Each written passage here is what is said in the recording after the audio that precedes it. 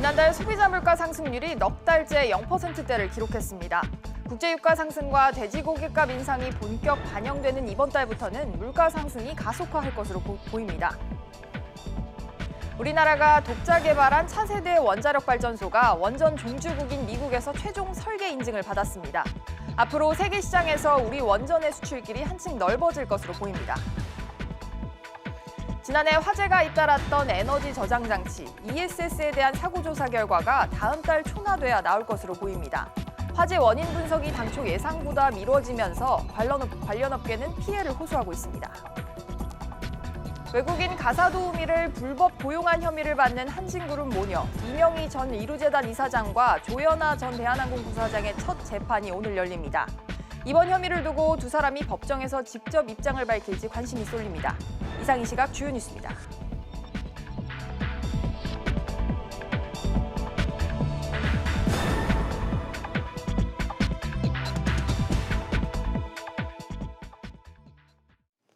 첫 소식입니다. 지난달 소비자 물가가 넉 달 연속으로 1%를 밑돌았습니다. 채소값이 떨어지고 또 국제유가 가격이 미반영된 영향으로 풀이가 되는데요. 취재기자 연결해서 알아봅니다. 류정훈 기자. 네, 류 기자, 지난달 소비자 물가가 얼마나 올랐습니까? 네, 통계청이 발표한 4월 소비자 물가 동향에 따르면 지난달 소비자 물가는 지난해 같은 달보다 0.6% 상승하는 데 그쳤습니다. 소비자 물가 상승률은 올해 1월 0.8%를 기록해 1% 밑으로 떨어진 이후 지난달까지 4개월 연속 0%대 상승률을 나타내고 있습니다. 소비자 물가 상승률이 4개월 연속 0%대를 유지한 것은 지난 2016년 이후 처음입니다. 아울러 4월 기준으로 소비자 물가 상승률은 2015년 이후 4년 만에 최저치입니다. 네, 이처럼 소비자 물가 상승률이 떨어진 배경 어디에서 찾을 수 있을까요? 아래로 떨어진 것은 채소값이 큰 폭으로 떨어진 데다 국제유가 시세가 오르기 전 물가 상황이 반영된 결과로 풀이됩니다. 품목별로 살펴보면 농축수산물은 지난해 4월보다 0.7% 올랐고 석유류가 5.5% 떨어지며 공업제품도 0.1% 하락했습니다. 전기, 수도, 가스는 지난해보다 1.3% 올랐고 서비스 물가는 같은 기간 0.9% 오르는 데 그쳤습니다. 서비스 물가가 0%대 상승률을 기록한 것은 1999년 12월 이후 처음입니다. 체감 물가를 나타내는 생활물가 지수는 1년 전보다 0.4% 상승하는 데 그쳤고 신선식품 지수는 2.7% 하락했습니다. 지금까지 SBS CNBC 류정원입니다. 미국 연방준비제도가 현행 2.25에서 2.5%의 기준금리를 유지하기로 결정했습니다. 연준은 미국의 경제 활동이 견조한 흐름을 보이고 또 물가 상승률도 목표치를 밑돌고 있다면서 금리 유지 배경을 설명했습니다. 이주열 한국은행 총재는 이번 연준의 금리 유지에 대해서 예상에 크게 어긋나지 않는 내용이라고 밝혔습니다. 다음 소식입니다. 내년도 예산이 사상 최고 수준인 500조 원을 웃도는 슈퍼 예산으로 편성될 전망입니다. 정부는 내년 나라 살림을 경제 활력을 높이는 데 초점을 맞추기로 했는데요. 취재기자 연결해서 알아봅니다. 김성현 기자. 네, 김성현입니다. 김 기자, 기재부가 내년 예산과 관련해서 세부 작성 지침을 마련해서 각 부처에 통보를 했다고요. 네, 기재부는 지침에서 보조금을 요구하기 이전에 사업 정보를 전산 시스템인 이 나라 도움에 입력하는 것을 의무화했습니다. 이를 통해 중복이나 부정수급을 방지하고 보조금 관리의 투명성을 높인다는 계획입니다. 또 5년 이상 보조금을 지원받아온 단체나 기관은 지원 필요성을 재검토해 예산을 요구하도록 했습니다. 여기에 정부 정책 변경에 따른 지방자치단체에 대한 국고보조금 지원 기준과 보조율 변경도 지침에 반영했습니다. 생활간접자본 SOC 사업과 관련해 비용 절감 등을 위해 체육관이나 도서관, 어린이집, 주차장 등 다양한 시설을 한 공간에 모은 복합시설에 대해선 보조율을 10%포인트 가산하기로 했습니다. 그렇군요. 내년도 예산 편성에 있어서는 좀 어떤 점이 역점으로 꼽힐까요? 네, 정부는 우선 활력이 꿈틀대는 경제를 내년 예산 편성의 중점 과제로 꼽았는데요. 이를 위해 주력 산업의 경쟁력을 강화하고 수출을 확대하는 정책에 재원을 집중적으로 투입하기로 했습니다. 핵심 소재 부품 산업이나 반도체, 자동차 등 주력 산업의 연구개발과 인재 양성, 사업 재편을 적극적으로 지원해 산업 경쟁력을 확보한다는 계획입니다. 또 스마트 공장과 산업단지를 보급하고 데이터와 인공지능, 수소경제, 5세대 이동통신 등 4대 플랫폼 산업에 대한 지원을 확대하기로 했습니다. 네, 또 사회 안전망 구축에도 예산을 투입하기로 했죠. 네, 하위 20% 계층의 소득의 격차가 확대되는 가운데 취약계층의 소득 기반을 확대하도록 재원을 배분한다는 계획인데요. 고용보험에 가입하지 않아서 실업급여를 받을 자격이 없는 근로빈곤층을 보호하기로 했습니다. 이른바 경력 단절 여성의 재취업 지원과 장애인 구직 지원 서비스를 확대하고 노인 일자리의 질적 향상도 모색할 방침인데요. 내년에 소득 수준과 상관없이 전체 고교 2, 3학년을 대상으로 무상교육을 추진하고 저소득층 학자금 지원을 강화하는 등 차별 없는 사회의 기반을 만드는 데도 재원을 활용한다는 계획입니다. 한편 각 부처는 이번 지침에 따라 예산 요구서를 다음 달 31일까지 기재부에 제출하고 기재부는 9월 3일까지 내년도 정부 예산안을 국회에 제출할 계획입니다. SBS CNBC 김성현입니다. 우리나라가 독자 개발한 차세대 원자력 발전소가 미국에서 안전하다는 인증을 받았습니다. 지난 2014년에 인증을 신청한 후 5년 만에 이룬 쾌거인데요. 자세한 내용 취재기자 연결해서 더 알아봅니다. 최나리 기자. 네, 최나리입니다. 네, 우리나라가 차세대 원전을 앞으로 이제 미국에 수출할 수 있게 됐다고요. 네, 미국 원자력규제위원회는 현지 시간으로 지난달 30일 우리나라 차세대 원전인 APR-1400에 더 이상 기술적 이슈가 없어 신속한 법제화 절차를 진행한다고 발표했습니다. 안전성 인증이 최종 법적 절차만 남았다는 의미입니다. 미국이 다른 나라에서 개발한 원전에 설계 인허가를 해준 건 이번이 처음입니다. 한수원은 7월 말에 법률안이 최종 공포될 것으로 전망했습니다. 그렇군요. 이번 인증으로 우리나라가 앞으로 원전 수출에 청신호가 켜졌다고 볼 수도 있겠어요. 그렇습니다. 우리나라는 앞으로 미국에서 15년간 원전을 건설하고 운영할 수 있게 됐습니다. 기간을 최대 15년 연장할 수도 있습니다. 엄격한 미국의 인증을 받으면서 원전 수출 경쟁력은 더 높아질 것으로 기대됩니다. 네, 이번 차세대 원전 이름이 APR-1400이죠. 이거 조금 더 자세히 짚어주실래요? 네, APR-1400은 국내 기술로 개발한 1400메가와트급 가압 경수로형 원전입니다. 가동 수명은 60년으로 더 경제적이고 안전한 원전으로 알려져 있습니다. 국내에는 신고리 5, 6호기와 신고리 4, 5기, 신한울 1, 2, 5기 등에 적용됐습니다. 한국형 원전의 첫 해외 수출 사례인 아랍에미리트에 현재 4기가 건설되고 있습니다. SBS CNBC 최나리입니다. 태양광이나 풍력으로 만든 전기를 배터리에 저장하는 장치를 에너지 저장 장치 ESS라고 합니다. 정부가 지난해부터 잇따라 화재가 발생하자 이 화재에 대한 중간 조사 결과를 내놨습니다. 자세한 소식 취재기자 연결합니다. 윤지혜 기자. 네, 윤지혜입니다. 네, ESS 화재 원인과 대책 오늘 발표되는 거 아니었습니까? 네, 오늘 발표에 대한 기대가 있었습니다만 산업통상자원부는 다음 달 초에 조사 결과를 내놓겠다고 말했습니다. 산업부는 지난 1월에 화재 원인을 밝히기 위한 민관합동 원인조사위원회를 꾸렸는데요. 조사위는 지난해 5월 경북 경산에서 발생한 화재를 시작으로 지금까지 발생한 21건의 화재 사고를 유형화했습니다. 또 ESS 구성품과 시스템에 대한 실증 시험을 진행하고 있습니다. 정부는 ESS가 화재가 나면 전소하는 특성이 있고 다수 기업과 제품이 관련돼 있어 사고 원인을 찾으려면 오래 걸린다고 설명했습니다. 그런데 이렇게 ESS 사태가 장기화되면 그동안 정부만 믿고 대규모 투자를 했던 기업들은 사실 난감해할 수밖에 없을 것 같은데요.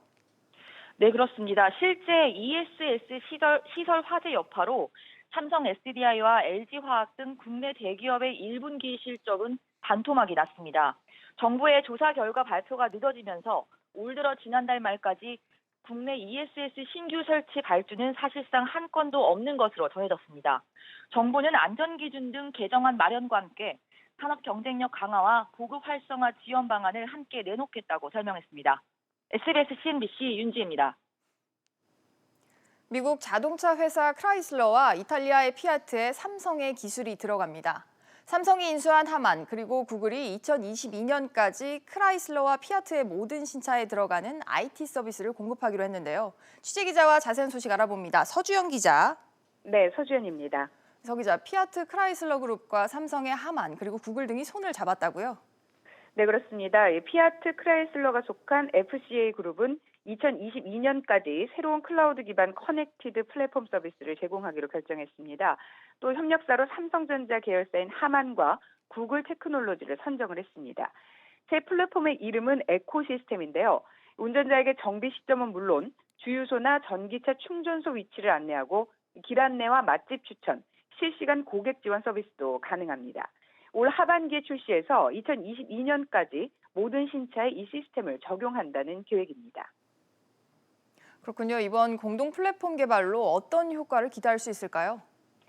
네, 삼성전자의 반도체 기반 전장 자동차 이 전자장비 기술이 본격적으로 완성차에 탑재되는 계기가 될 것으로 기대가 됩니다. 삼성전자가 의욕적으로 추진하고 있는 자동차용 시스템 반도체 시장을 선점하는 효과를 거둘 수 있습니다. 지금까지 SBS CNBC 서주연입니다. 5G 상용화 서비스가 시행 한 달째 접어들었습니다. 세계 최초 5G 서비스라는 화려함, 그 이후 한 달을 김현우 기자가 짚어봤습니다. 지난달 5일 세계 최초로 5G 서비스가 시작되자 소비자들의 반응은 뜨거웠습니다. 이통사들이 요금 할인과 지원금 경쟁까지 벌이면서 5G 가입자는 일주일 만에 10만 명을 넘었습니다. 하지만 지금 가입 열기는 처음 같지 않습니다. 줄긴 줄 알았어요. 많이 줄어가지고. 저희가 권유하는 경우는 있어도 먼저 찾는 경우는 거의 많이 없었어요. 첫 주에 10만 명을 넘고도 한 달 가입자 수는 26만 명에 그쳤습니다. 가입이 뜸해진 이유는 서비스 부실 때문입니다. 5G가 4G보다 느리고 일부 지역에서는 연결도 되지 않았습니다. 이런 가운데 이통사들은 이번 달부터 가정의 달을 맞아 5G 마케팅에 돌입했습니다. 하지만 본질적인 해결책은 아니라는 지적이 나오고 있습니다. 서비스를 개선하기 위해 과기정통부와 이통사들은 올해 안에 기지국 수를 5만 4천 개에서 23만 개로 늘리겠다고 약속했습니다. 지난 한 달간 5G 서비스는 만족보다 풀어야 할 과제를 남겼습니다. SBS CNBC 김현우입니다. 삼성전자가 보유하고 있지만 활용하지 않는 기술을 중소 중견기업에 무상으로 이전하기로 했습니다. 한국산업기술진흥원은 기술 나눔 프로그램을 통해 공기청정 시스템 기술과 사물 인터넷 로봇 청소기 기술 등 990여 개 미활용 기술을 무료로 나눠줄 것이라고 밝혔습니다. 진흥원은 다음 달 6일과 16일에 이와 관련한 기술 설명회를 개최할 예정입니다. 사드 보복으로 멈췄던 중국 롯데월드 공사가 2년 반 만에 다시 진행될 수 있게 됐습니다. 지난달 선양시 당국이 공사 재개 허가를 통보해 왔는데요. 정작 롯데는 고민에 빠진 모습입니다. 취재기자 연결합니다. 강산 기자. 네, 강산입니다. 강 기자, 공사가 어디까지 진행이 됐었고 또 앞으로는 어떻게 되는 겁니까? 네, 롯데그룹은 중국 선양시가 지난달 15일 롯데월드와 호텔 등을 비롯한 롯데타운 2기에 대한 이 사업 시공 인허가를 내줬다고 밝혔습니다. 사드 보복으로 공사가 중단된 지 2년 5개월 만인데요. 선양 롯데월드는 축구장 23개 정도 크기로 예상 사업비만 3조 원이 넘는 초대형 개발 프로젝트인데 현재까지 2조 원가량 투입된 것으로 알려졌습니다. 당초 계획은 올해 호텔과 놀이시설 등을 완공해 중국판 롯데월드를 오픈할 예정이었는데요. 지난 2014년에 백화점과 영화관 등만 우선 문을 열었고 나머지 시설은 공사가 진행 중이었습니다. 그러던 중 사드 사태가 터지면서 지난 2016년 말 중국 당국이 소방법과 위생법 위반 등을 이유로 갑자기 공사를 중단시켰습니다. 네, 그렇다면 누구보다도 롯데가 이번 공사 재개를 기다렸을 것 같은데 당장 허가가 떨어졌는데 롯데는 왜 고민이 깊은 거죠?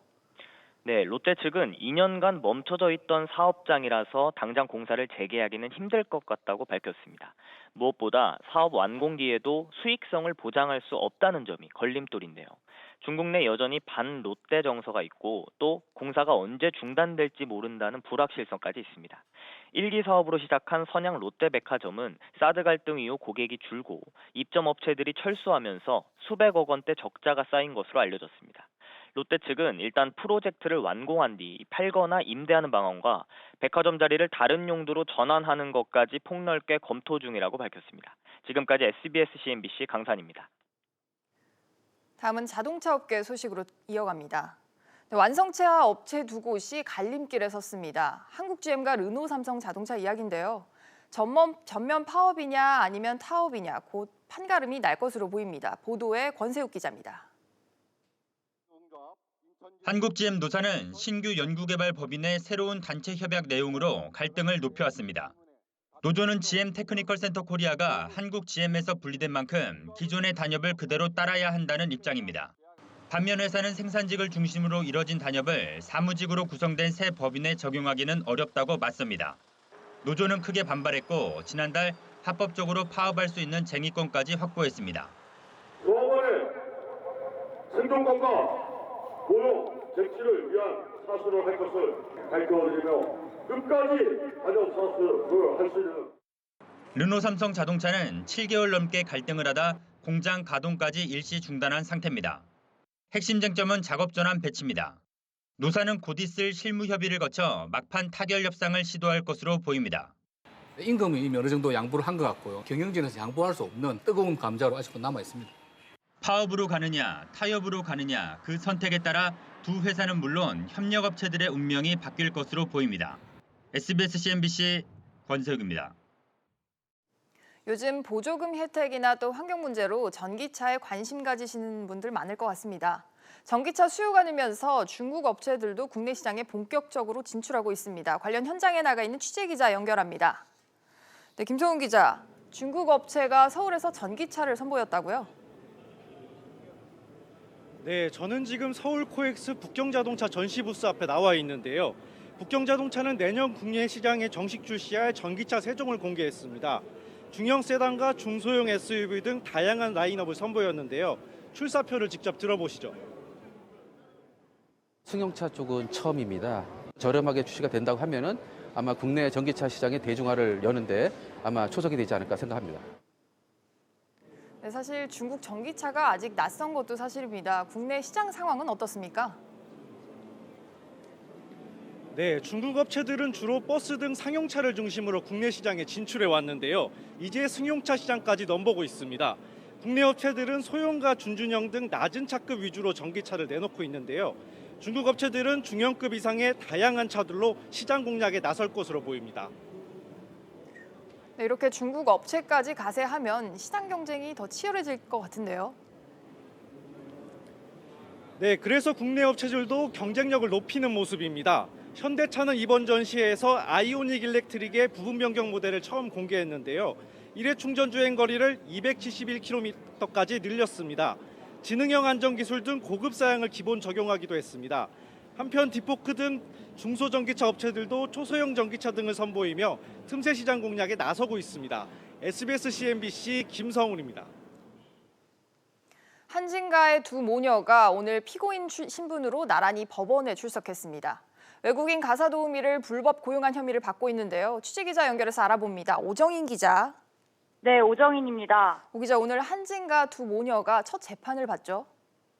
네, 이명희 전 이사장과 조연아 전 부사장이 방금 전 서울 남부지법에 출석했습니다. 오전 10시 18분께 먼저 도착한 이 전 이사장은 가사 도우미 불법 고용을 인정하느냐는 취재진의 질문에 대답을 하지 않았습니다. 이어 조 전 부사장은 10시 25분께 취재진이 없는 건물 1층 출입구를 통해 출석했습니다. 그렇군요. 이번 재판 혐의는 뭡니까? 두 모녀는 지난 2013년부터 필리핀 여성 11명을 대한항공 직원으로 위장 입국시킨 혐의를 받고 있습니다. 현행법상 외국인이 국내에서 일을 하려면 재외동포 또는 결혼 이민자 등 내국인에 준하는 신분이어야 합니다. 위반 시 3년 이하 징역 또는 2천만 원 이하의 벌금을 받게 됩니다. 그런데 이 두 사람은 이 밖에도 또 다른 혐의로 재판을 받게 되죠? 네, 모녀는 관세법 위반 혐의도 받고 있습니다. 조 전 부사장은 외국에서 산 9천만 원 상당의 개인 물품을, 이 전 이사장은 3,700여만 원 상당의 물품을 밀수입한 것으로 드러났습니다. 이 재판은 오늘 16일 인천지법에서 열릴 예정입니다. SBS CNBC 오정인입니다. 아시아나항공이 희망퇴직을 실시합니다. 아시아나항공은 최근 사내 인트라넷에 이달 중순까지 신청을 받고 또 퇴직자에게는 2년치 연봉을 위로금으로 지급하겠다고 밝혔습니다.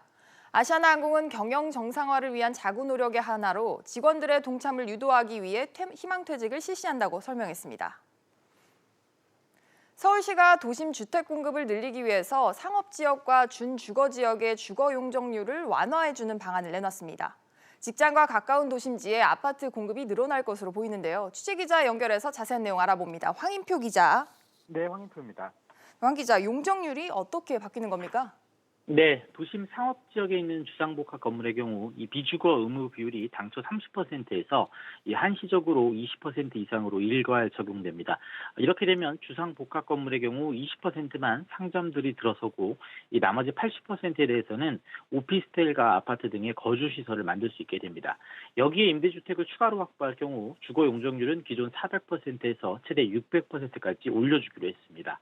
이 상업 지역과 주거 지역 사이에 있는 준주거 지역의 경우에도 임대주택을 지으면 원래 계획보다 최대 100%포인트까지 주거 용적률을 올려줄 예정입니다. 이번 규제 완화는 시행 후 3년간 한시적으로 적용되는데요. 서울시는 오는 14일까지 주민 공람을 실시하고 이 도시건축 공동위원회를 거쳐서 오는 7월에 이 변경된 내용을 적용할 계획입니다. 그렇군요. 이렇게 되면 서울의 공공주택이 얼마나 늘어나게 됩니까?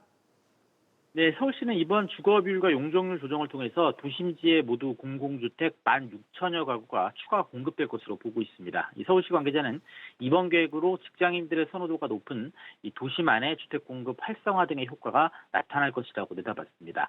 이 앞서 서울시는 옛 뉴타운 지역인 재정비 촉진지구의 상업지역 주거 비율도 기존 50%에서 90%까지 늘리면서 이 전체 면적의 10%는 반드시 공공주택을 짓도록 하는 등 이 공공주택을 늘리기 위한 계획들을 잇따라 내놓고 있습니다. 지금까지 SBS CNBC 황인표입니다. 더불어민주당과 정부, 청와대가 청년 정책을 위한 컨트롤 타워를 추진합니다.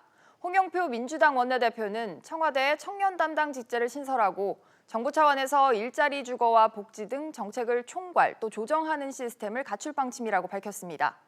또 청년 삶의 질을 높이기 위한 청년 기본법의 국회 통과를 위해서 야당과 협의하겠다고 덧붙였습니다. 지난해 산업재해 사고로 숨진 노동자가 전년보다 소폭 증가했습니다. 고용노동부에 따르면 지난해 산재 사고 사망자는 971명으로 1년 전보다 7명 증가했습니다. 건설업이 485명으로 전체 사망자의 절반을 차지했고 또 제조업과 서비스업 등이 뒤를 이었습니다. 미국의 기준금리가 2.25%에서 2.5%로 동결되면서 국내 증시 오늘 오름세 보여주고 있습니다. 코스피 0.25% 오름세 2,209포인트에 거래되고 있고 코스닥 역시 0.7% 오름세입니다. 760포인트에 거래되고 있습니다. 오늘 주목해보실 종목들 차례대로 살펴보겠습니다. 우선 삼성전자입니다. 지금 피아트 차량 등의 삼성 IT 기술을 탑재될 전망인데요. 삼성전자 현재 하락 반전에서 0.22% 내림세 보여주고 있습니다. 한편 롯데지주 같은 경우에는 중국이 3조 규모의 중국발 롯데타운을 공사를 허가를 했지만 근데 롯데지주 현재 보합권에서 거래가 되고 있고요. 현대바이오 같은 경우는 12.65% 급등세 보여주고 있습니다. 아무래도 암질환의 항암제가 미국 특허를 받았다는 소식이 올라오면서 현대바이오 오름세 보여주고 있는 것으로 나타났고요. 삼성 SDI 같은 경우에 0.21% 오름세입니다. 정부의 화재조사 발표 지연에 발주가 떨어지면서 실적 손실이 예상되고 있지만 오늘 상승 반전에서 0.21% 오름세 보여주고 있습니다.